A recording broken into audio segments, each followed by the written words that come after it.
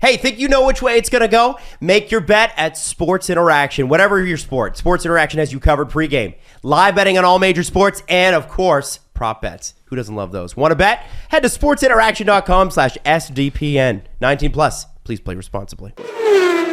Hey, we get the distinct pleasure of welcoming, and my voice is cracking a little bit because I'm sick.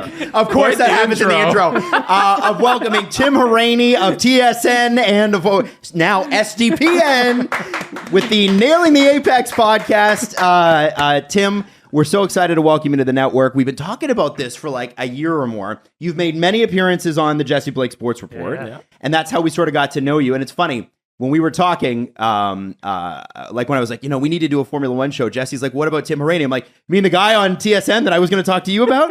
So tell us your background. Before TSN and stuff, you're a driver. Yes. So former driver. So used to race. Well, I mean, this is a long story, but started first driving when I was like a kid with go-karts and stuff. Amazing. Yeah. And then from there, sort of, you graduate into cars. Now, it's not easy to just sort of say, hey, I'm going to go and jump in a race car and just start racing because you need money. Yeah. And my family, we didn't have like a ton of money to just go and blow on racing. So we kind of had to chip away and work at it. And eventually I was actually working as a mechanic for a racing school down in and around Belleville and Shannonville. And I got talent spotted from there, another Formula Ford team. I had met, they had saw what I was doing, they liked it, so they were like, hey, why don't you come and do a test? So I went and did a test with this Formula Ford team. How old are you at this point? At this point, I was probably like, I want to say like maybe 16. Oh, okay. Wow. So yeah, pretty... Your part-time job as a 16-year-old is a mechanic. Yeah, That's how you know you've been around cars, right? Yeah, so and it was fun. Like being a mechanic on a Formula car, these are like school Formula cars. It was a good experience to kind of learn sort of the nuts and bolts of a Formula One car. Or sorry, not a Formula One car, a Formula car. Yeah. And I think from there, it helps you engineer a race car as you gain experience, as you make your way through the different ranks that you go through. Once the test happened with the Formula Ford team, everything went really, really well. And there was one stipulation. I had to lose like a lot of weight. So I used to be a really big guy. I was about close to 300 pounds and around as a 16-year-old, because losing weight, man, is not an easy thing. So no, it's not. That first sort of off season was extremely difficult with like training and learning about diet, learning about how to sell sponsorship too, because we needed to bring a bit of money with us so we could get into the race car full time. So you're selling, you're working out, you're on a diet as a 16-year-old. Yeah, pretty much. And so was able to drop about 80 pounds or so. Wow. Before the only at 16 can you do that. That's crazy. So it was tough, man, but it was a good learning experience, obviously. But did well in the series and did the Canadian Pro Formula Ford Championship, which is like another step up, and you were competing against like some of the best drivers within Canada. That season didn't go particularly well for me, but I did get noticed again, but this time is by a Formula Renault team. So Formula Renault is, for those who watch Formula One, Alpine is owned by Renault, and that used to be the Renault Formula One team. And that is the second biggest manufacturer of cars in the world? Pretty big, yeah. They own quite a bit of stuff. And partially owned by the French government, too? Yeah. To be a part of their driver development program is like a big deal. There's not a lot of drivers who've ever had that experience. Myself and a few other Canadians have, which was awesome. It was awesome for all of us, right? It was a great opportunity. So competed in that, and man, like, going from racing in Canada in Formula Ford, I mean, it was very competitive. Going and racing in Formula Renault, where you're competing against some of the best young drivers from around the world, is a totally different experience. Yeah, I bet. The competition level is so much higher. The aggression is so much higher. The things you kind of have to do if you want to be fast or you want to win is it was pretty cutthroat. Do Canadians race like Canadians? Is that what you're saying? And then you get out into the knives are sort of out when you go to Europe? I would say like just different styles, and it's kind of like, one, it's like they don't really care. Two, the other ones, Canada was kind of like, okay, like we know each other and we have to talk to each other in the paddock after this. And we're both Canadian. So let's just take it just a tiny bit easier on each other. But when you got into Formula Renault, it was gloves were off, man. And that was a big learning curve for me. It was huge. I would say my second season was better than my first.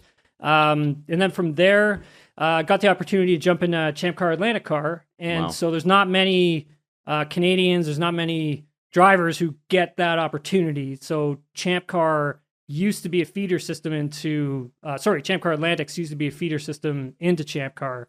And that was always the goal, right? Try to get the Champ Car Formula One. For Formula One, it was just a little unrealistic. We just didn't have the money. We didn't have the money to spend, to go overseas, to live there, to really grind it out. We had to stay where we were and figure it out. And so Champ Car was the next sort of logical option for myself and for my career if I wanted to make it a career, because it was really, really difficult to just get paid to do it, especially then. And so it got absorbed. It turned into IndyCar. I went and did some stuff in a GT championship over in Europe. Got the opportunity to live over there for a while. Race for a manufacturer over there, which was great. Learned a lot. And then as soon as the recession hit, it really affected the racing industry as like a whole. Well, big time. So we sat down for coffee, I think, in January. And I think, didn't you tell Jesse and I that a couple of Formula One teams almost just folded up? Yeah. Or did one even fold up? I don't even remember. Yeah, it ended up like Honda ended up just pulling right out of They were gone. Formula That was One. the BAR team? That was, I don't know. I can't remember if they were Honda BAR or if it was just Honda had taken them over. I can't remember at that point because there was that transition in and around that period. But it was just known as Honda from my understanding. They ended up just selling to Ross Brawn and he bought them up. And, eventually that team ended up becoming, Mercedes. Yes. It ended up becoming like this dominant sort of figure. But yeah, I mean, Ford pulled out at that point as well. Or no, they pulled out before with Jag, right? Because they were with Jaguar for a while because it was like a Jag. Cosworth Ford Jaguar sort of relationship. But that was tough. That was a tough time. You couldn't find money to go and race because of the recession, and then you had manufacturers that were pulling out of racing in general, and so I didn't have really much to do. And like I started delivering pizza. I moved back home, moved in with my family. What was the peak you had reached at this point? When you had to dial it back? Getting right up paid to like race. You're a professional driver. Yeah, like, it's, like even just to. I've gotten to drive and be in cars like supercars, Lamborghinis, LaFerraris, just incredible cars, but they don't even come close to like what the Champ Car Atlantic car was like, or a Formula car. I mean, it's just a totally different experience.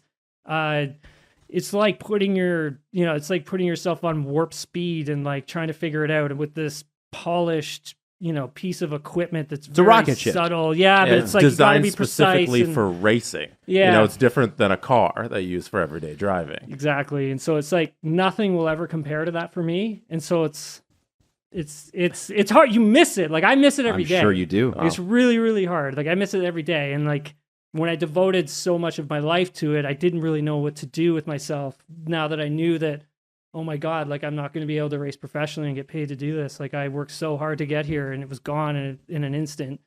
And so, I delivered pizza, worked at a chicken farm.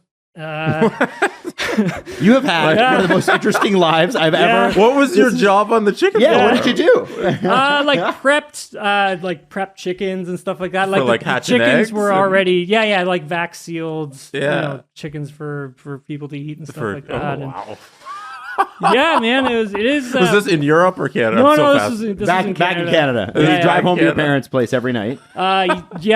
We actually. So I grew up in a really small town. What's it called? Keene, Ontario. Okay. And have not heard of it. We were friends with the farmers and stuff. And right. So it was cool. They were just like, "Hey, you need a job?" I'm like, "Yes," and they hooked me up, and it was great because I needed it. And so, did that for a bit, and then. I was delivering a pizza one night, and a friend of mine who worked at TSN, I delivered pizza to him, and he's like, "Hey, what are you doing delivering pizzas, man?" And I was like, "Hey, this is it right now. How you doing?" But shit, those pizzas showed up on time. He's like, used to be actually, they did. They better. I was actually talking to my What did you drive around in for that? It was, I can't even remember. Oh, it was a Mazda 626. Oh, okay. I think it was a 1987 Mazda 626. That's not bad. With no heat. All right. Well, the heat was from the engine. And then eventually, from the pizzas. Yeah, from the pizzas. And then eventually, I think if I remember this correctly, this is a long time. Well, it's not that. Yeah, it was a long time ago now. If I remember correctly, I think the crankshaft literally came through the engine block one day. And that's how that car kind of went. Right. But man, 1987, this car lasted forever. It was awesome. But anyways, it got me around. It did what it needed to do. But yeah, and he was like, why don't you come and see what it's like at TSN? I'm like, that'd be great. I'd love that opportunity. And so got to go into TSN, got to learn a lot. Learned how to write highlight packs, learned how to produce. It was such a great opportunity because I was learning another skill, and it actually felt like that. I'm like, hey, like this is like this media thing. It's really cool, and these people are on live television. I'm like, that's totally awesome. Man. I was like freaking out, and so eventually I was like, wow, you got Formula One. I'm like, let's do some stuff with Formula One, and they were pretty open to it. Super cool. It was a great opportunity, and yeah, just chipped away at it, worked away at it, and here we are today. I mean, and you're still with them? Yes. So I want to make that clear, right? You're still doing TSN television, and everything we've heard. We've had the obviously we work with CJ, he works at TSN as well, and everybody that we know there is just spectacular, like class acts, great people. Yeah. And so I mean, listen, we've wanted to do this for a while. We know that the people that have subscribed to this channel, there is a huge upswell in Formula One interest. But also the other thing that you're going to do on this podcast, and I swear we're going to get to the season preview in a second here, is IndyCar. Because there is a real connection between the two, and oftentimes engineers and drivers and stuff will go between the two. Yep. You have connections because of your Renault years with Formula One and Champ Car Atlantic years. Yeah, that's right. But you've got connections with engineers who were Red Bull, and I think the one you interviewed last summer was Red Bull and now McLaren Indy. Yep, Gavin Ward. He now runs the McLaren IndyCar team. Gavin actually engineered a big portion of that Red Bull team that Sebastian Vettel went on to win. Is that the Sebastian Mark Webber year? Yes, the first like one? A bunch of them. Like he was even doing David Coulthard before those guys got there. So like his story is fantastic, and hopefully I get him on the show again at some point because he's a really great guy.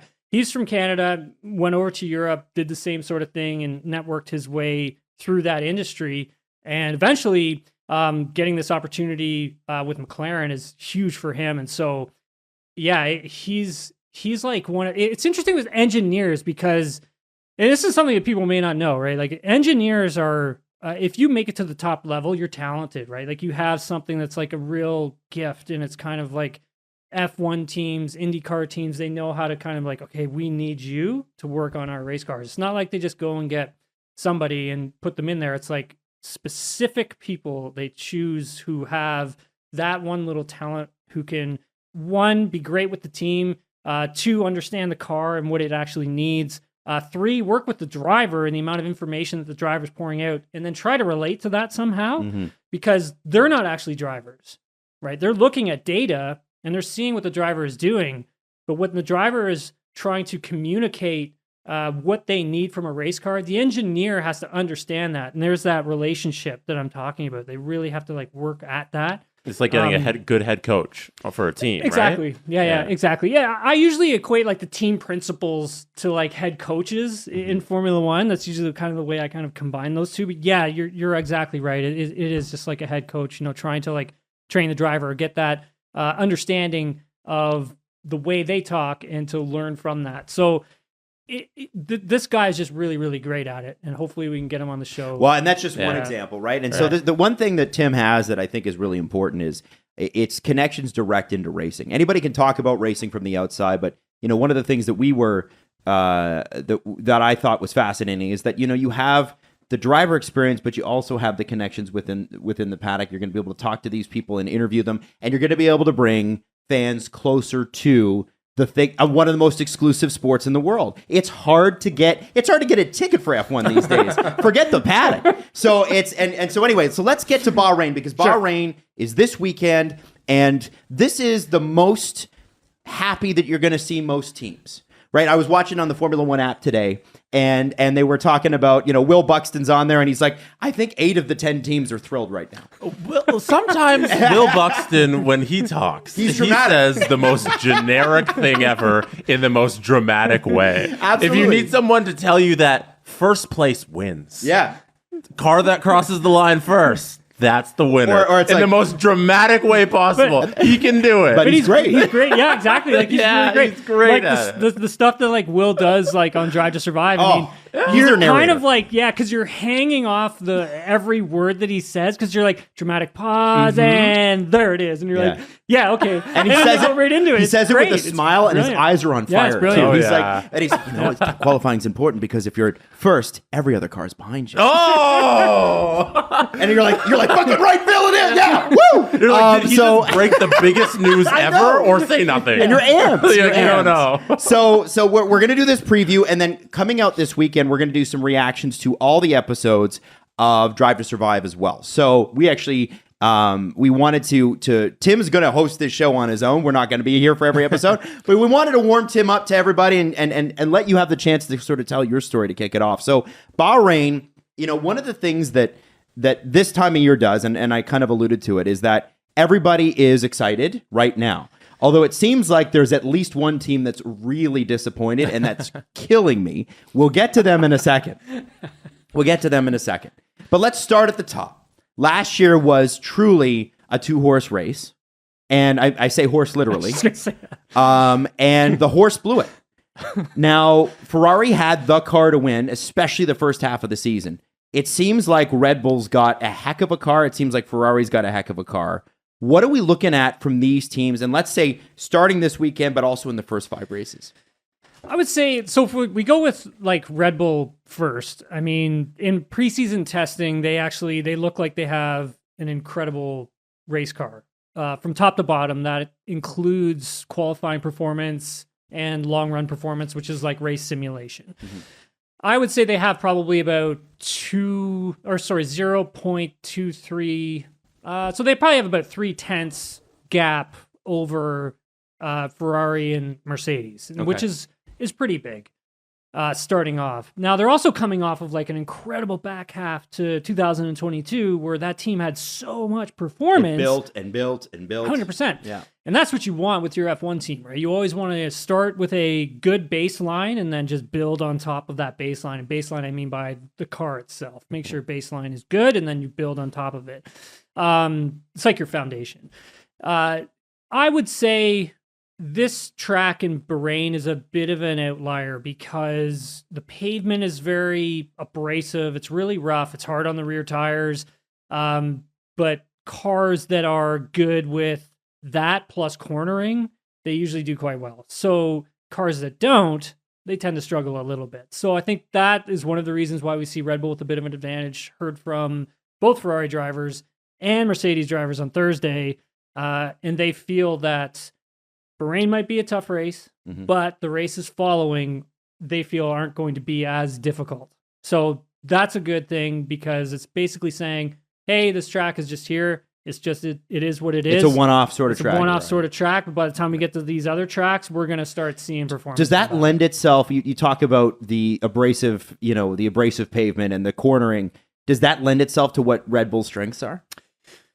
A little bit. I mean, the thing with is how can the driver and car interact with the tire? And like every time I talk about tires, I don't want people to like glaze over. No, these are hardcore Formula One fans. Yeah, we want to hear this. It's like, I mean, tires are so important, right? It's the contact patch between everything, and it's important because with these new sets of tires that they have coming out that Pirelli has made for this season, it's just a little bit different right now, and teams and drivers are still trying to learn them a bit. But I think if we take a look at, once we get to kind of Saudi Arabia and then Australia, I think the pecking order may change a little bit. I don't necessarily think this is going to be a Red Bull sort of runaway. I do feel that Ferrari's going to be there, Mercedes is going to be there, and maybe even another team that we'll get to in a bit will be there. I think I know which team you're talking about. Now, Jesse, so we talked about Red Bull a little bit there. I want to talk about Ferrari, and then I want to talk about Jesse's team. Jesse's team's Mercedes. Yes. He is all the way on George and Lewis. So Ferrari this year, you got a new team principal. You've got the same 2 drivers. And obviously there's some stuff in Drive to Survive in those episodes that we're going to talk about that happened last year. So we'll keep it to this season. What do they need to do to capitalize and take on Red Bull and not let them run away with it? I would say for Ferrari, I would just simply because of, since they finished second in the championship last season, just starting with them, internally, they've had a lot going on. I mean, Mattia Binotto's gone, who was their team principal. In comes Frederic Vasseur from Alfa Romeo. And so for them, there's a bit of internal restructuring. So if we compare this to other sports, you bring a new head coach in, and usually that head coach wants to change a few things behind the bench or wherever.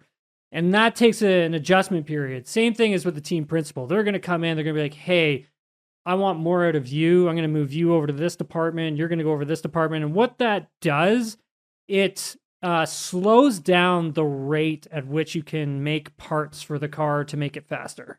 Okay. And so one of the things that from behind the scenes, that a fan could look at, and once we get to maybe race, 10, 11, and 12, you may have an understanding of like, okay, they're a little bit slower to get parts to the car, and it's probably because of some of the restructuring that's happening behind the scenes. Mm-hmm. That being said, I think they've got a really quick car here. I mean, the engine data, straight line speed data that I've been able to take a peek at, I mean, it's super strong. Like if we look at last season, Ferrari actually had to turn their engines down like at the halfway point, and that's so much performance, right? And that was due to reliability. And now we're coming into this season, and they're like, "Hey, we got reliability's all good." So it's like, okay, cool, right on. So that means you're probably looking at about 20 extra horsepower, and that's probably going to equate to about maybe 2 to 3 tenths worth of performance, which is big. It's massive. And so then on the opposite side of that, you have to take a look at, okay, for Frederic Vasseur, how is he going to run these drivers? Yeah. Because you saw like Mattia Binotto like last year, where he never really gave you like who a number one driver was. But it feels like the team thinks it's Charles.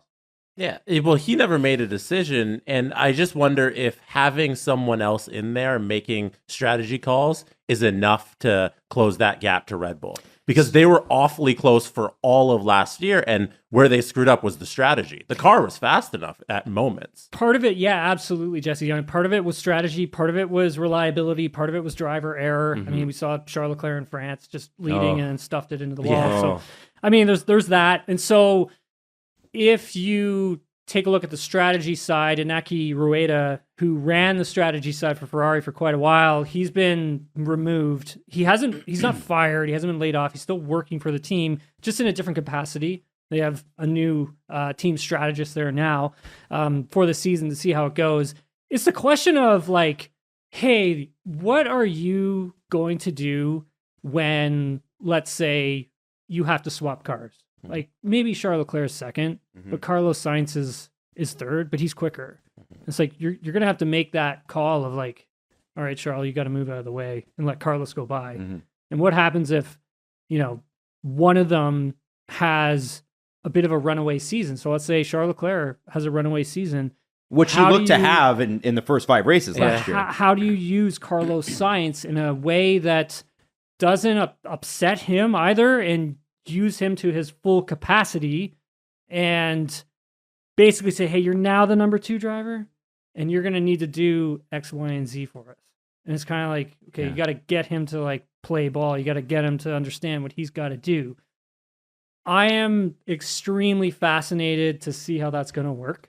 Okay. And on top of that, I think, talking about just drivers in general, I think Carlos Sainz is going to have a great season. I'm going to say it right here. I mean, I'm probably going to catch a lot of flack for that. There was somebody else who said, I forget, somebody had a wild prediction that he was going to be the world champion this year.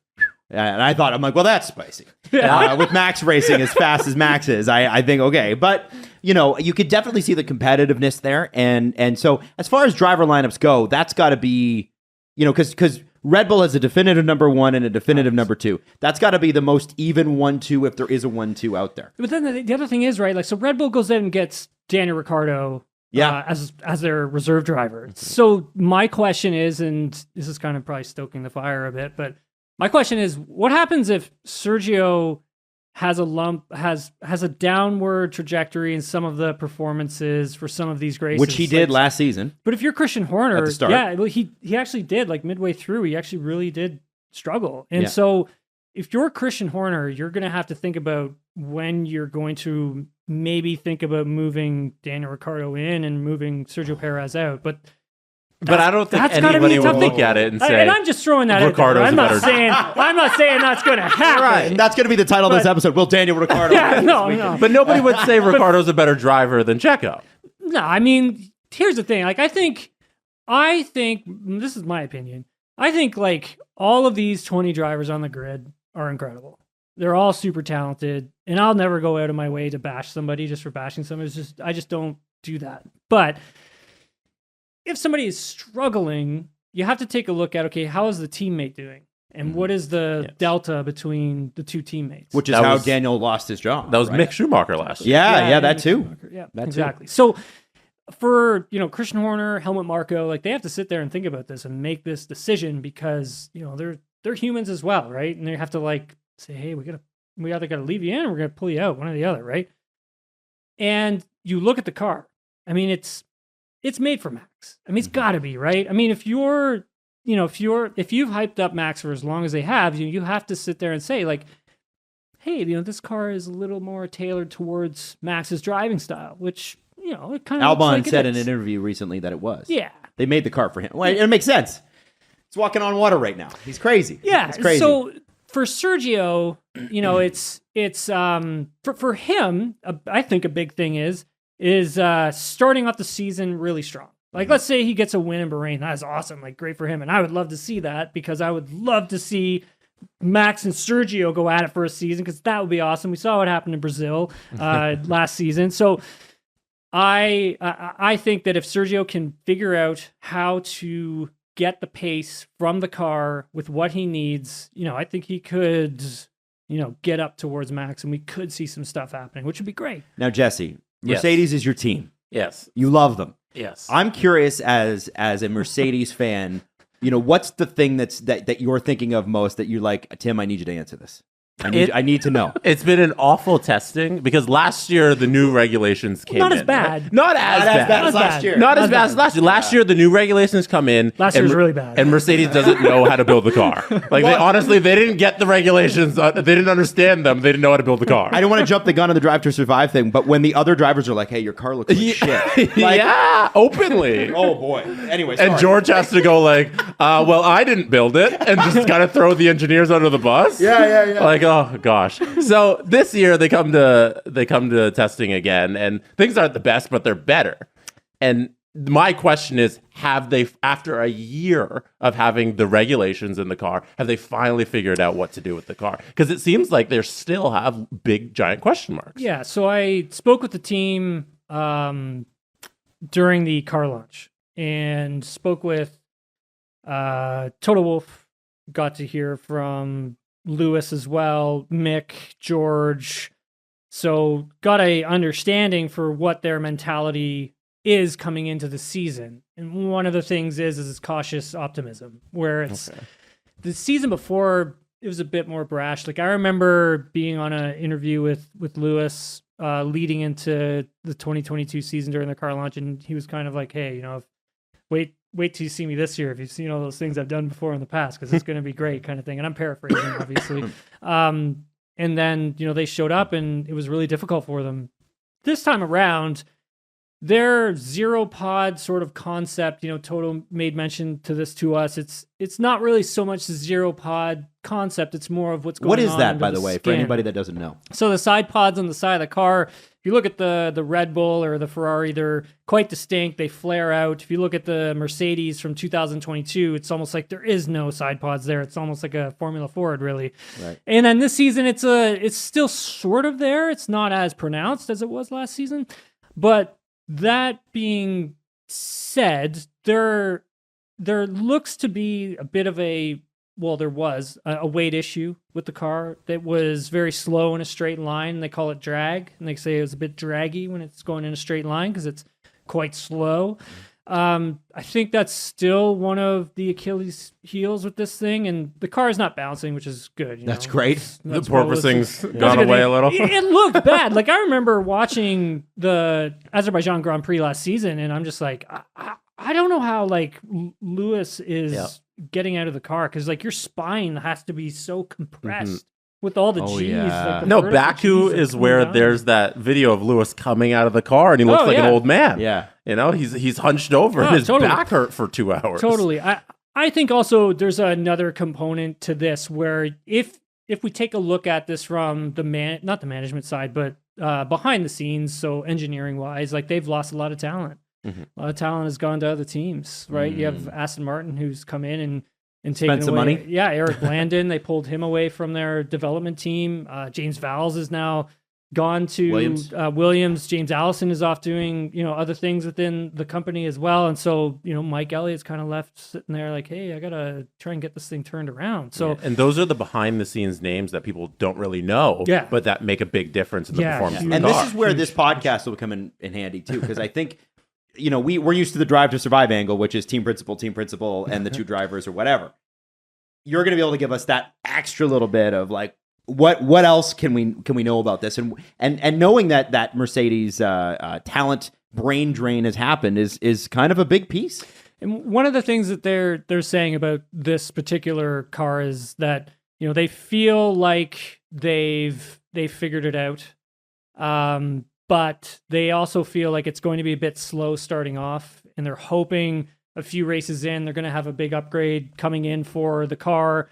And at that point, you got to hope that that's going to work. Now, are the sides pods going to change for these upgrades that are coming? They could possibly change. It's tough for Mercedes. I mean, you think about how much dominance that they've had over the sport for so Forever, long, right? And now, you've got Lewis Hamilton in a contract year as well. So what happens if it doesn't really go well? Like, you got to convince Lewis to come back. I mean, he's Lewis Hamilton, right? Like, you need him on your team. You need him in your car. So what do you do? You're a total wolf. What do you do? Like, how can you make sure that you bring him back? You have to give him competitive machinery. You just do. It's George Russell and Lewis Hamilton. I mean, I don't see a world like, where he doesn't commit for a couple more years and try and get number 8. But if it's complete disaster, who knows? Like, maybe he tries and switches teams. I'm also curious about, he and Fernando Alonso are over 300 races, and nobody who's raced over 300 times has won after the 300th race. So I'm curious about which one of them Look at you. will get that. Well, I just thought that was a crazy stat. It is, yeah. I didn't even know that. It makes That's sense great. age-wise, right? Yeah. Like, and Fernando's like, what, 42 this year? He's going to be 42 in July? Yeah, he will be 42 this year. Yeah. So you're thinking about that, and you're going, man, I'd like to see that. That's something I'm looking out for this year. So the one last thing I want to ask you on Mercedes, and then we got to move on to, because we got 7 other teams we got to move through quickly, is what kind of conversation do you have to have with Mercedes marketing when you say, guys, I know we're the silver arrows, but we're going back to carbon because no paint on this car. There will be no paint. I mean, it's I think it's the right move. Total Wolf explained it to us that the weight restrictions that they had faced last season compared to, seasons before is huge. Like, they were trying to save weight anywhere. Yeah. They literally, one, they like the car black. In my opinion, It looks cooler. I like it better too. Yeah. It looks awesome. Second of all, when you strip away all of that paint, right, you're saving weight, but you're only saving like grams. Like, that's what we're dealing with here. We're dealing with grams. And if we look at some of the other cars that we've seen being unveiled and on track during preseason testing, you can see that there's like a lot of black built into those cars too, and that's that carbon or just like a matte sort of finish, and that's again just to try and find ways of like saving weight every tiny edge. Crazy, crazy. It's amazing what the new regulations are brought in. Now I'm working our way down the grid here because of at least how people finished last year. Doesn't mean it's going to finish this way this year. Alpine Renault, 4th place last year, just edged out McLaren, who had 4th place pretty well most of the year.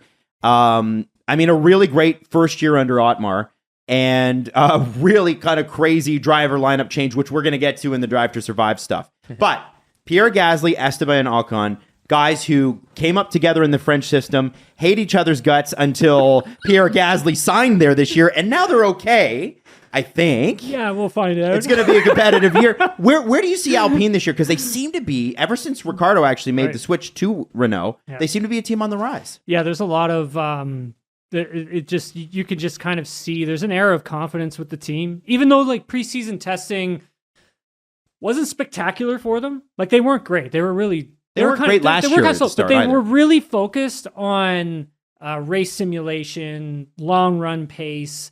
And they've brought some new upgrades. From my understanding, they brought some new upgrades for the race this weekend in Bahrain that could help them. I think this battle for like 4th in the constructors is going to be really good, and I think Alpine's going to be extremely strong. One of their weaknesses from last season was obviously reliability. I mean, if we remember, Fernando losing his mind over it, right? Well, remember Fernando in Australia? Like, he almost had a front row start. Yeah, he did. He had been able, like, if he didn't have, I can't remember exactly what it was, but he had a mechanical issue on one of his final push laps. Like, he was purple in some sector and like just couldn't finish the lap because he had some mechanical issue with the car.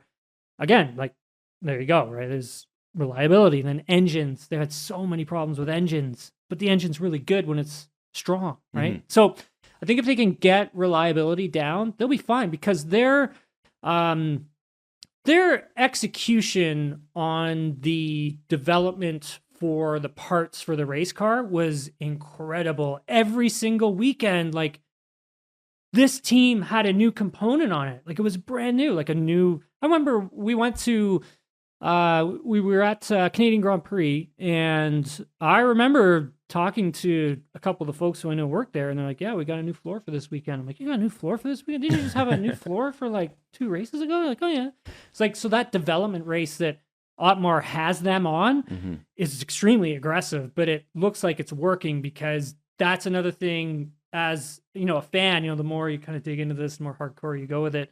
When teams say they're bringing upgrades, you can usually tell within a few races whether it's working or not.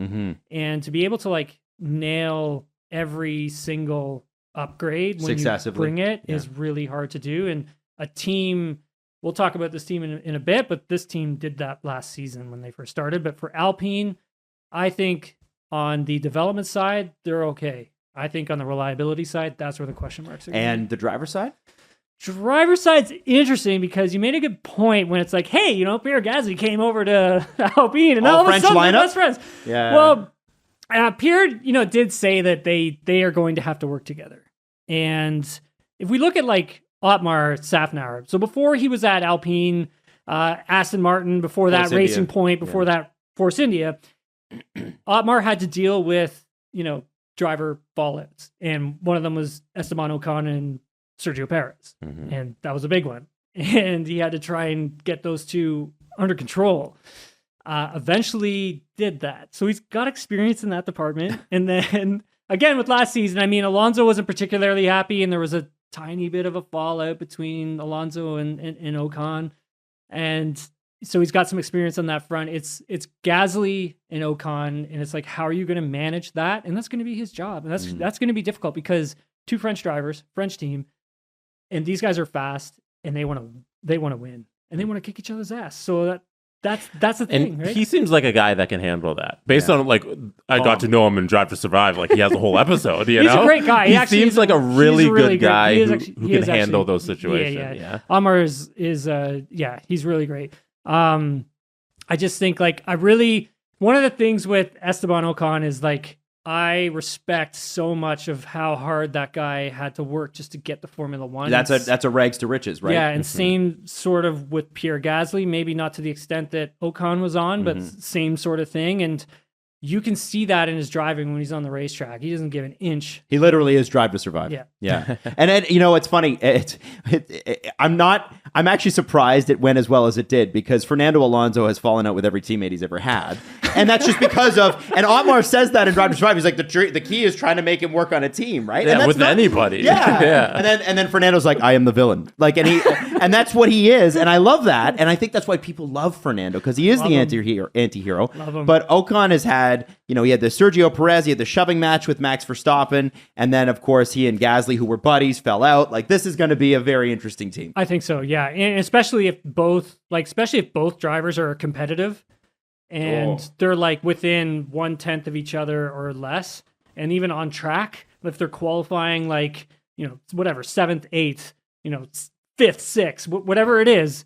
And those two have to like make their way through a corner together. Can they? Do you think they can? I don't know. Do that for a whole year? Can they challenge for the top 3 this year?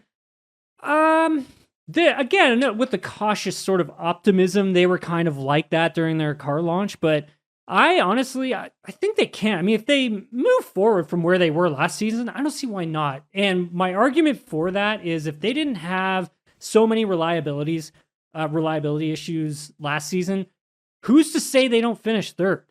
Well, because Mercedes really benefited from some of those, It right? took them half a season to get their car from stuck out. Yeah, exactly. So, Next car down the grid, and I swear we're going to move faster, but whatever. This is fun. It's the beginning of the season. Let's have some fun. It's episode 1. Yeah, exactly. McLaren. Now, this is my team. I love McLaren. I love McLaren cars. I love Lando Norris. I think Zach Brown is awesome. I love the fact that they're the first team in Formula One history to have rotating ads on the car and on the helmet. Cool. That's cool. That's very cool. That was just shown today. Cool. Yep. But of the 10 teams on the grid, and like 8 of them are happy, McLaren is, for the second year in a row, really not happy. Zach Brown put out a letter last night on the McLaren website, and it was a lot about Bruce McLaren. It's the 60th year of McLaren or whatever it is. They're going to be celebrating, but this car seems like it's sinking, and it's sinking fast. It's so we jumped on the press conference stuff.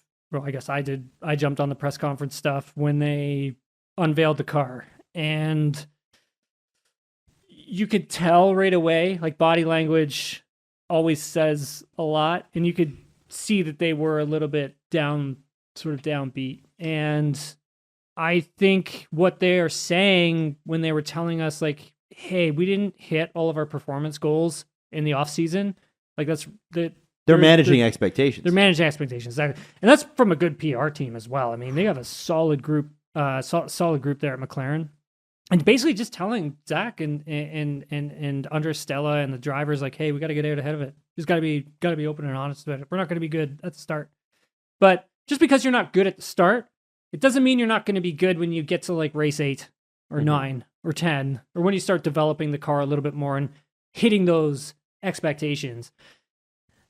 With this team in the background, I mean, wind tunnel simulator, like those are issues that need to be resolved. New simulator coming online, like that needs to be a faster process for them to kind of get that thing up. And they're not going to get that for another year and a half, right? It's going to be a while, yeah. I don't know the exact timeline on it, but it will be it will be some time. I mean, I think like even they had a lot of trouble with the wheel brows like during preseason testing, and I'm like, you can't have those types of problems. Like you can't. Like, so what do you think is going on? When a team is going through that, what's going on? Yeah, exactly. Right. Like that's what we all want to know. What's happening behind the scenes with the team? Why is everything so slow in getting to the car?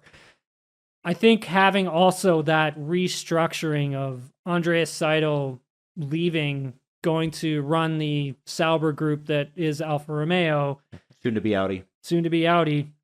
And then bringing in Andrea Stella, who's worked at the team for a long time, but it's never been in this team principal sort of role. And you've got Zach trying to manage that as well. Like it was interesting because when they made that decision, the McLaren guys texted me like, "Hey, we're gonna do a quick press conference." I'm like, "Huh?" They're like, "Yeah." Andreas is gone, Stella's coming in, and I'm like, huh? And so like jump on the thing, and like, you know, Zach is there with him, and I'm like, oh, okay. So it's kind of like Zach's gonna be a bit more of the face of all of it, and have Andre Stella just get comfortable with being a team principal. That's not to say that he's the main reason of why the car is where it is currently. And I think, again, with this track in Bahrain, it's a bit of an outlier. So by the time we get to like maybe Australia, you might start to see some more performance coming from it. The driver lineup to me is fascinating. Well, okay, so we got Lando, who we think, if in the right car, Lando could be challenging for championships, we think. Yep. Piastri is he's like the number 1 overall draft pick. Everybody wanted him. Yep. Red Bull wanted him. Yep. Alpine had him, famously lost him. Yep. What do we expect from this guy? That's a tough position for Piastri to come into. I mean, you're coming into a team that's starting off a bit on the back foot, and you've got to learn as a rookie. You're only getting a day and a half of preseason testing, which is literally nothing. Like, that is nothing. And you got to try and compete with Lando Norris. What are expectations on him? Because I think they should be fairly low. I don't know. Like, I mean, all the trouble they went to get him, I would say, you know, they'll give him a bit of reign for the first, you know, season. Yeah. But depending on how good or bad it is, right? I mean, if it's absolutely awful, then his second season, there'll be a lot of pressure on his shoulders to really perform. And it's tough for him as a driver, right? You're a reserve driver for Alpine at one point, and then they have a full lineup, so you know you're not going to be driving there full time, and you got to figure out, okay, I've got a career in my hands here, and I'm young, I got to go, let's go, right? You can't blame him for moving as it happened, because as a driver, you have to look out for yourself, you have to look out for your career, and if Alpine wasn't going to put him in right away, then there you go. You gotta go do what you gotta do. So, what's the success for McLaren? Like, where are we thinking they finish? I'm thinking Top like 6. Yeah, like I think. Oh, great. But it could be like, it could be better. It's like I was saying, like with Bahrain, it's just such a weird track where we just don't even know. Like once we get further into the season, we'll have a better idea. But could be a bit difficult starting off. My wife asked me, she's like, "Can you pick better teams?" She's like, "We got to cheer for McLaren every Sunday." I'm like, "Listen, they were third a couple years ago. It was good." Okay, next one is Alfa Romeo Ferrari, soon to be, which is the Sauber Group, soon to be Audi, but that's a couple of years away. You've got, you really had a surprise year last year, right? They did edge out Aston Martin. Actually, well, they were tied, but I think Alfa Romeo had I don't know what the tiebreaker is, but they had it. So, Zhou Guanyu, second year, Valtteri Bottas, who is a qualifying god, and that's, I think, what creates his great race positioning as well when the car isn't quite there. What do we expect from these guys? It's a great question. I mean, it's difficult to tell. I mean, they put so much resources and development into being ready for the 2022 regulation change that you kind of have to wonder. You have Andres Seidel coming over. How much restructuring is going to be done behind the scenes? How many new personnel are they going to hire? And how is that going to affect the build of the car as it moves throughout the season? And that's such an important part to all of this. I think they've definitely got the right guy at the head with Seidel. Like he's brilliant in my opinion. And the driver lineup, I really like. I thought, Zhou Guanyu last season, I really thought he was going to struggle to start off because most rookies do, especially with the tires now. He was fantastic. Like he did. And he kind of came in under the moniker of, this is a pay driver. Sort of, yeah. Like Giovinazzi even said, well, money wins out. That's why I'm not racing next year. He certainly didn't act like it. No, I mean, he showed up prepared and ready to go. And I was extremely impressed with what he did last season. And having that experience, you're going to bring it into this season. And so from the driver perspective, it's a very strong driver lineup, in my opinion. And if they can get the car to their liking, I think this could be a strong team. I'm not saying they're going to be battling for like 4th or 5th in the constructors, but I think like they're going to be in that 7, 8 sort of tier. I always have this top thing of the bottom. I always have this thing in my mind where it's like I kind of want them to start off bad because I think Williams is going to be kind of, not quite there just yet. And if you have a Williams coming up behind Valtteri Bottas, I just want to put out a tweet that's like, Valtteri, it's James. I like that. Now the team that everybody's got their eyes on, and you've been talking when Jesse and I and Tim have been talking off mic for, we've been talking for months, but Tim's been saying, guys, keep your eye on Aston Martin. Yeah. Keep your eye on Aston Martin. One thing that I didn't know that you kind of told me is that they're building a full factory. Yeah. And there's going to be like, what, 1,000 employees? Right now, they have upwards of over 500, if I'm not mistaken. And the factories, they have one that probably should be completed this season. I have a feeling it may be completed by the summertime. State-of-the-art factory. It's first of its kind, all sort of AI sort of ran and automated, like pretty crazy stuff, man. And then they have their own wind tunnel that they're finally going to have as well. And you have to remember, this is the old Jordan factory. So we're going back in the day, man. Like that's how old this thing is. Like that's what they're working out of. Like we're going back to the 90s with this thing, right? Yeah. And so for them, getting this opportunity is huge. And being able to have a factory like this come online and still be competitive is incredible, because you have to think, like, you have so many moving parts going on. And like I said, with development, it's if you're having problems behind the scenes, your development's not going to be very good. And so if you have so many moving parts going on behind you, I mean, it's going to be hard to develop parts for the car. And that's why I think they have so much great talent they've been able to recruit. And taking a look at the car that they've brought to preseason testing, the long runs in particular, they look incredible. Like in preseason testing, they looked awesome in their long runs. Now, whether or not they can kind of keep that going, and again, Bahrain's a bit of an outlier. I mean, we'll have to wait and see. But this is a team that was, at this time last year, was like dead last. They were terrible. They were horrible. They had a horrible car. The concept was just not there. But by the time they got to Spain, they had a huge upgrade that they brought to the car. And it kind of started to look more like the Red Bull. And then everyone else started to kind of look like more like it Red was Bull. A carbon copy of the Red Bull car. They literally took the Red Bull and just put Aston Martin on it. Well, and they did that with Mercedes a couple years before that, right? Yeah. To their credit, they actually were working on that similar concept like in November of 2021. Okay. I mean, that's so they say. But I just think the home runs that they hit in terms of development throughout last season, if you go back to summer break, coming out of summer break, you saw the car take these huge steps in performance. And they were just nailing home runs with these upgrades, man. And they chewed back and clawed back like a ton of time on their competitors. And all of a sudden, they went from being like whatever it was, like 9th or 10th to like 7th and bad, like closing in on 6th. Yeah. And then you look at this season, this car is 95% brand new. Like they've only kept 5% of the last thing. They know what they're doing. So I'm not saying that this is going to be like 4th. I'm not saying this is going to be like a Red Bull beater or anything. Are you saying like, possible? I think 4th could be, I think like 4th or 5th. I mean, they're downplaying it and they should. Yeah. But I think this is going to be a really strong team. I think you're looking at like 4th or 5th in the championship. What does Fernando Alonso bring to a garage? Because here's like, and this is a Drive to Survive reference, but Otmar talked about the fact that he didn't love the new culture when Lawrence Stroll bought it, and you could see Lawrence Stroll being a pretty intense guy. If Lawrence Stroll stared you down, you'd probably melt. But that guy is spending his money and wants to win.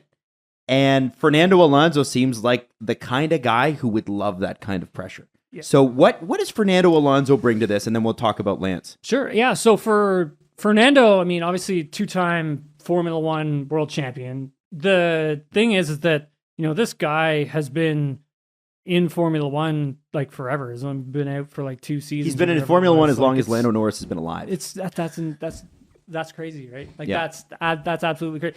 Now, think about all the knowledge that he's got. Oh, yeah. And you kind of, I guess I don't know how to compare it to other sports, but as a racing driver, you always want to, and this is what I teach other racing drivers, what because I instruct other drivers, I coach and stuff. One of the things you want to do is you always want to be driving something different. Because what happens is that you drive something one way and then you're going to get into a totally different car and then you're going to drive that and then you're like, whoa, this is totally different and I need to figure out what this thing likes. How do I get the speed out of it? What do I need to do with my driving style? And then you learn, like, it's another tool in your tool belt. Like, oh, okay, so this is what I need to do with my driving style to extract the performance.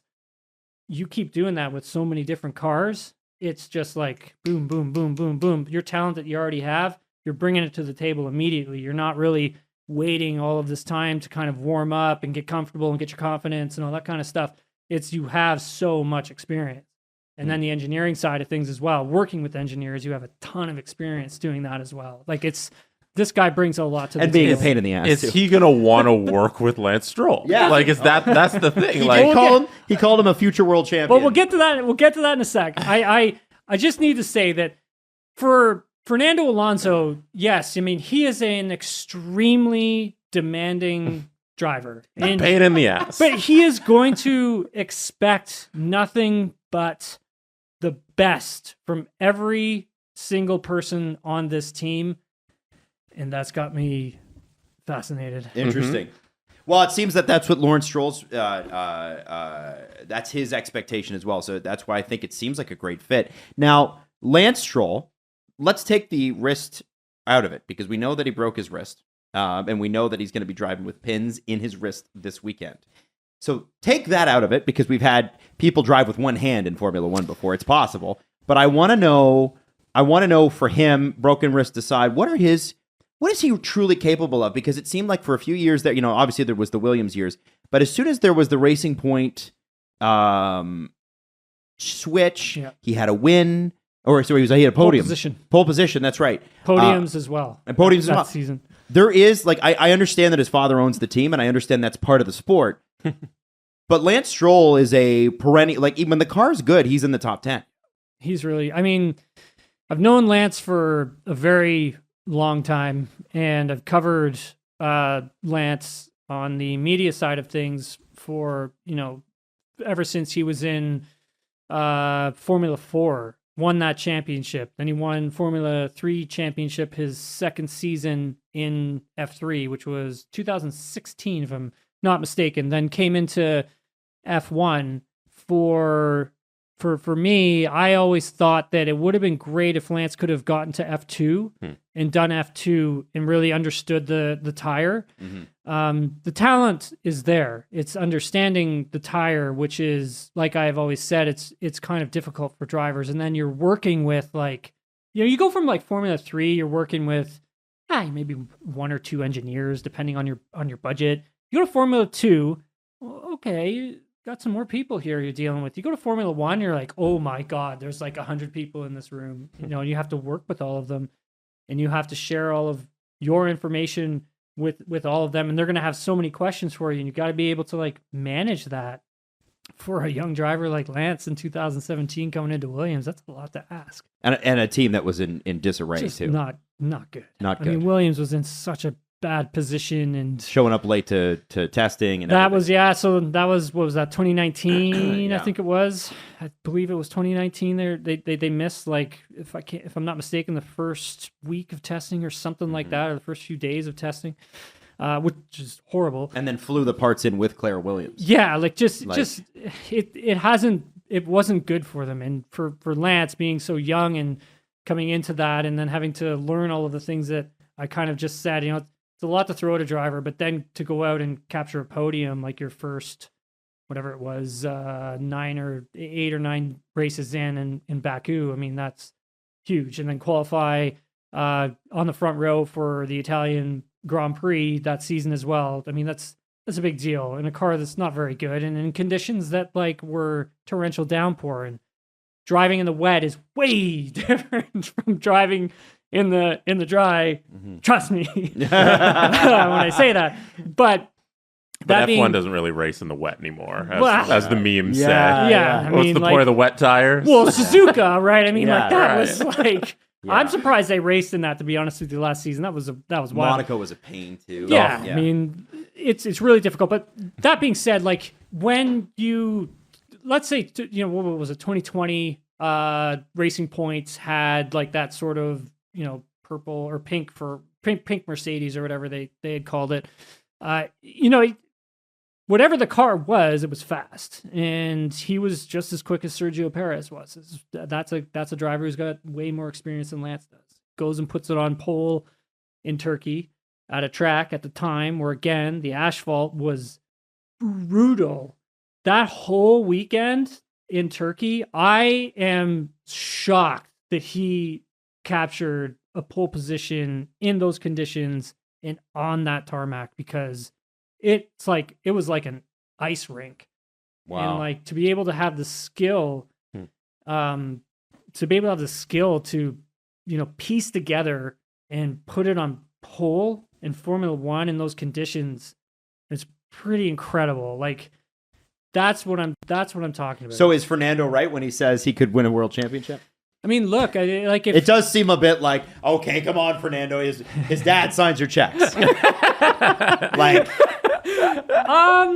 I think like having like Fernando knows Lance, right? Like they do have a relationship. I mean, they text frequently. They were texting all during preseason testing, and they were bouncing ideas off each other, and they were working, trying to work with each other during preseason testing. But he is going to be a great driver for him to learn from. I mean, he learned as much as he could, I feel, maybe from Seb, and towards, I would say the first season, his pairing with Seb was difficult to get onto the pace. I would say his second season with Seb, they were pretty neck and neck in terms of their pace together.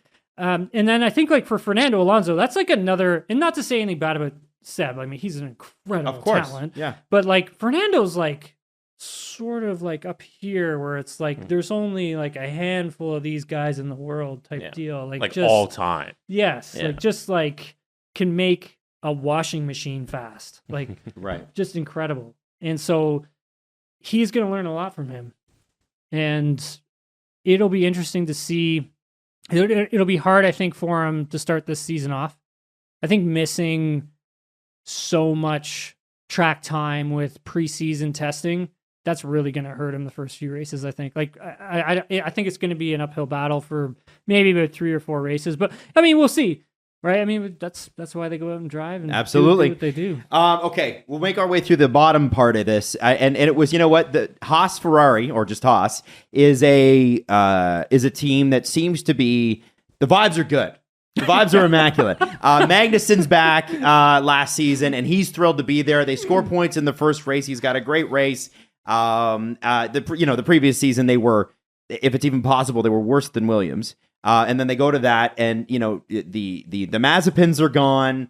And then now Mick Schumacher is gone, and you've got another person with a ton of potential that's just never been realized in Nico Hülkenberg. And again, excited to be back. The suck my balls incident is over. It's water under the bridge. So now they got a race, and they've got one of the best, or at least most animated team principals out there. Although I have to say, Gene Haas seems like a very intense man as well. So what do we expect from this team? Because it seems like they've raced quite well in preseason. I think so. You made a good point. Like when you're talking about 2021 and just how bad they were. Like they were bad, horrible. A lot of that is on Mazepin, and then they didn't put a car together that was competitive. This car's gonna suck. Yeah, it was awful. But they were pretty transparent with all of it. When they're like, yeah, what we're doing, we're going to take all of our money that we were going to use on this car, and we're going to dump it into 2022. And what they've done was, they clawed back so much performance by doing that. It's huge. It was a huge move for them. Getting this MoneyGram sponsorship deal when they announced it at the US Grand Prix, I asked Gunther, I said, like, look, how close does this get you to the cost cap? Because you've never been close to any sort of cap whatsoever with this team, right? And he's like, hey, it gets us very close. And that's great. That's an incredible thing to hear, because now they're going to have some finances to put into this thing. Yes, Mick is gone. Part of me is like, did he should he have really been there? Like for Well, last season? I do want to talk about that in our Drive to Survive reactions for sure. Yeah. So with this driver lineup, they have a ton of experience.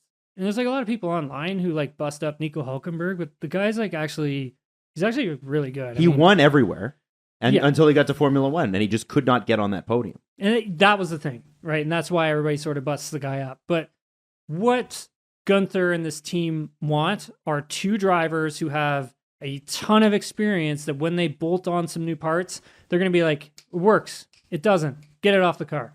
And that'll happen extremely fast. And then you have that turnover rate with upgrades coming to the car happening faster. And with non-rookie drivers, you get non-rookie. You don't get those rookie mistakes, right? Mistakes. Yeah, and I'm sure Gunther's probably sick of working with rookies. At least for now. I mean, having two rookies a couple of years ago is tough. Absolutely. One of the most disappointing teams last year it's impossible to get a read on, and their livery sucks too, is AlphaTauri. I like, what's with the red? I know they got the Orlan, but man, the branding doesn't work anymore, and they had a cool looking car last year. I know that's like the last thing that matters. But this is a team that has been a feeder team for Red Bull for 10 plus years. There were rumors of them selling. They're not going to sell, but they got to do something because they need to be developing the next Max Verstappen, the next person who's going to back up Max Verstappen. Maybe that's Yuki. Maybe that's Nick De Vries. It is a brand new driver lineup. What do we expect from this team this year? It's going to be difficult, I think, for AlphaTauri this season. It's losing a talent like Pierre Gasly, who brings so much to the table, so much experience. And positivity, too. He's a good guy. That too, right? Well liked. It helps. He actually is like a really good dude. And losing a driver like that from your team it's huge. And now you've got nothing. I'm not trying to say anything bad about Yuki Tsunoda. I think he's extremely talented. I think this is going to be a very important season for him. Franz Tost has made it known that, like, hey, I expect more Q3s out of you, and I also expect you to score more points. And I'm like, Q3 with that thing? I'm like, the car hasn't been good. I don't know. The best thing I think Yuki can do, be consistent. Don't lose your temper so much because of the stress that's happening inside the race car. You've heard outbursts over the radio. Oh yeah. That's not good because it's kind of saying like mentally your flexibility is quite low. And that's not good because you need to be a bit flexible in the race car when someone's telling you like, hey, maybe try doing this. Maybe try doing this. This is a suggestion. We're seeing something on the data and like getting them towards doing that because that's going to make you faster. Right. With Yuki, this guy's so fast. Like he's so fast that like, I think if all the experience that he's got up to this point, and then also having a teammate now like Nick De Vries, who has a ton of experience, who's very fast. I think he can do really great things. They both actually need to keep it together, and the team needs to keep it together. It seems too. like Red Bull's hoping that one day he's the guy that takes over for Sergio. Ideally, once that's because Sergio's on, he's in the other side of 30, right? I think one of the things with Red Bull that's interesting in this driver feeder system that they've got with AlphaTauri is it's kind of like, let's bring them in, we'll put them at AlphaTauri, sink or swim. Let's see how they do, and then we'll bring them up if we feel like they're sort of ready for it. I mean, Max did it with Daniel did it. Ricardo did it. Yeah. I mean, Carlos Sainz did it now, Ferrari. Yeah. So that's the thing with having those two sort of teams and making sure that you have a lot of talent coming through your roster, because when you get to Formula One, everything changes. I mean, you have a ton of talent. You come to Formula One, it's kind of like, whoa. This is the big time here. It's like, oh god. Another one is Nick De Vries, 27 years old. And I think people are like, oh, is he a kid? He's a kid. No, that guy's been a backup driver for a while and waiting for this. He had an unbelievable race with Williams and scored points in his first race driving for Williams. Yep. And it's amazing that Mercedes and Red Bull, I guess there's the Albon thing where, Albon's a Red Bull driver driving for a Mercedes car, which is Williams, and then, vice versa. But Nick De Vries seems in all interviews like he is laser focused. Yes, he is. I watched Nick for a long, long time, even when he was in Formula 2. then moving over to the Formula E. The guy's fast. He has a ton of experience. He's good with working with engineers, and I think it might have been Will Buxton who said it, but yeah, he wants to come in and destroy. Like he wants to be. That sounds like a Will Buxton thing to say. It's a little disappointing for me that he's coming in with this car. I wish he would have come in at somewhere like Alpine, where he gets a much better vehicle to try out. Because I don't feel confident at all in their car. Good place for him to start. I mean, if he performs well and either outperforms Yuki or stays on the same sort of level as Yuki is, then that tells Red Bull, like, hey, we got some more talent in the pipeline. Right. So if we want to move on from Sergio one day, we'll just either grab Yuki or Nick and bring them in. That's not a bad thing. Or Danny Ricciardo. Well, I mean, I don't know if how much longer Danny Rick's going to be around with F1, right? I mean, could be just this season. He could come back. He could be their global ambassador and just go to every race and just be the guy. He's just the guy you really like. Yeah, exactly. And that would be fine. I think he's probably a little burnt out too, and we'll talk about that in our Drive to Survive stuff. Last one, and this is another team. So the two teams that were not happy were McLaren and AlphaTauri. Williams is jacked after they look good. Logan Sargent did 150 laps in a row. Yes. He's a brand new driver, first American in a long time. But he was picked by the previous team principal, which I think is interesting. What do we expect from Williams this year? I know we're not gonna can they be not last? Dude. Because you want the Williams name. I think so. Like 9. That's what I was 9, I was going to say 9th. I'm like, I think they got a chance to be 9th. I mean, it's a great thing. I mean, I during last season, I always thought that, the car just wasn't good. And Albon still eked some points out. Oh, my God. But the car was not good. Trust me. Like, it just wasn't good. And I think the team probably spent a little bit too much time on, say, the off-track marketing sort of thing, and kind of maybe didn't focus as much as maybe they could have with the race car itself.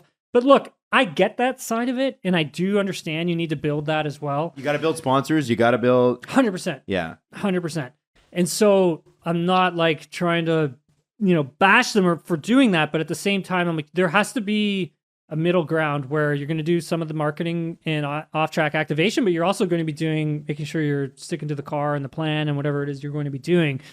I don't know if Yost was great at doing that.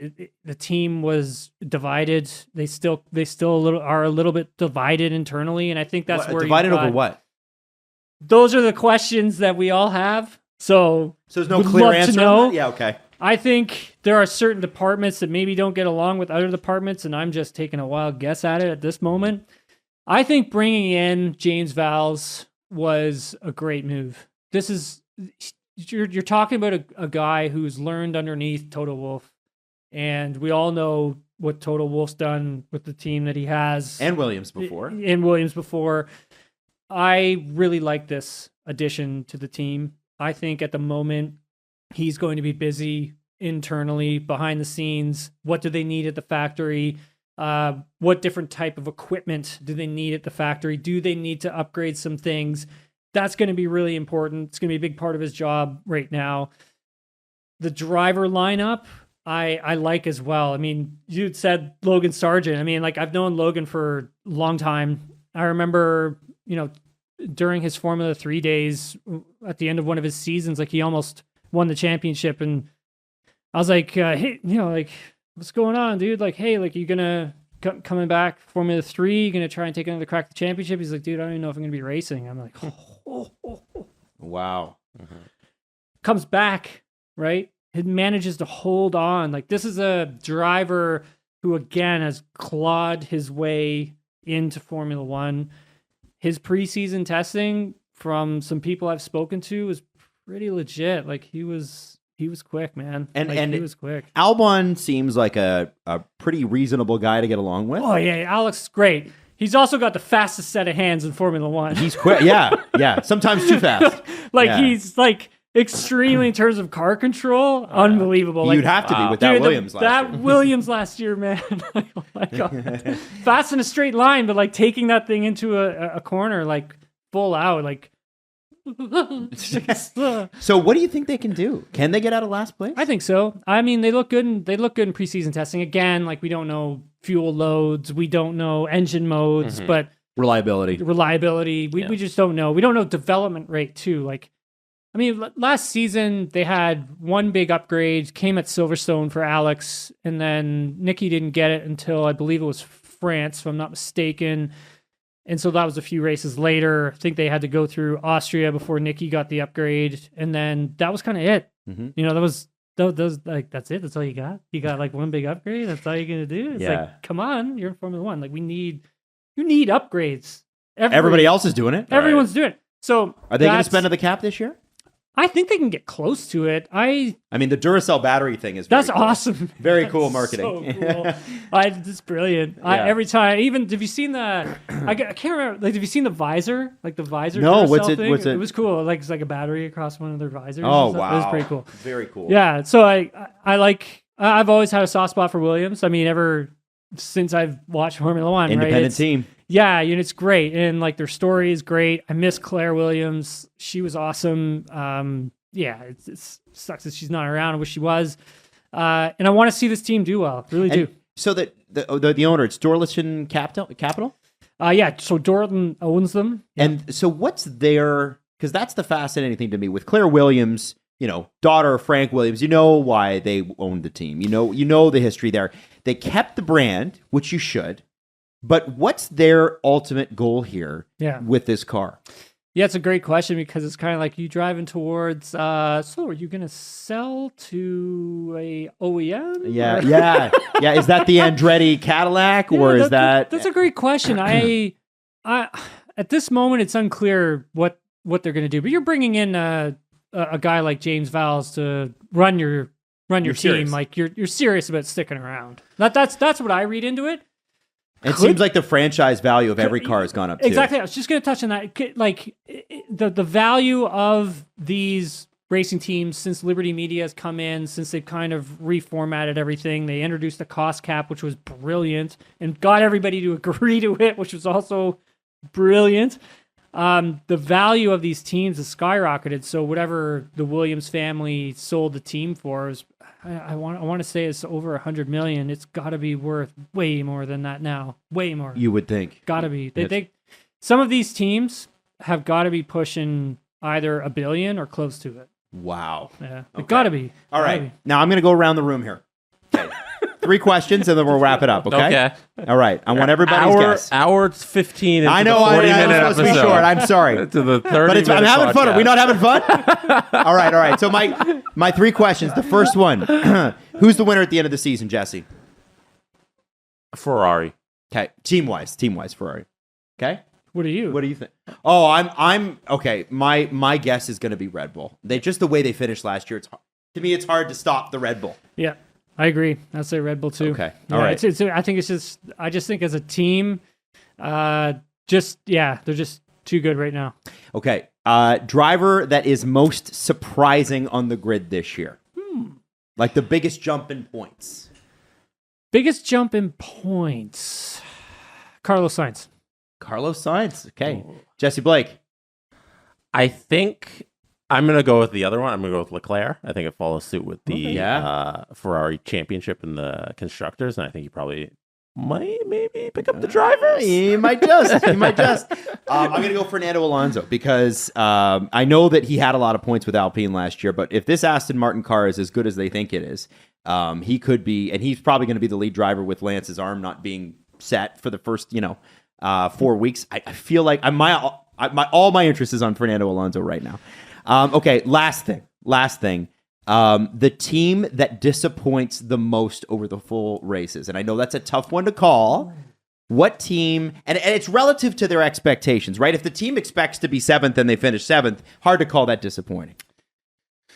So you're saying like, if you're Mercedes, Ferrari, and Red Bull, you're aiming to win. Yes. If you're Alpine, you're McLaren, you're Aston Martin, you're aiming to come top of the midfield. And so we're talking about a team taking a step back. Who takes the step back, the biggest step back? McLaren. That would be my guess. I was also going to say McLaren.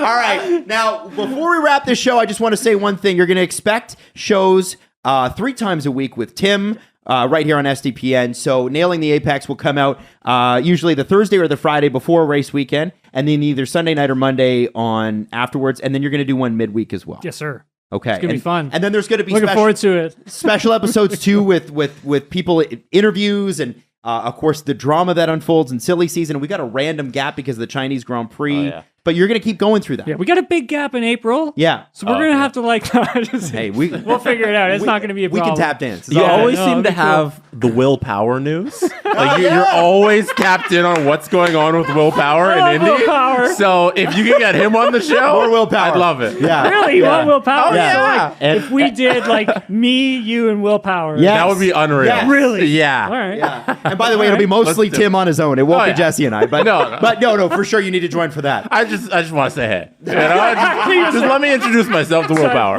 We'll fire it up. Be like, hey, Will, like, you know, thanks I'm for Jesse. coming on the show. This is Jesse. Jesse's like, hi. That's it. That's it. I'll peace out.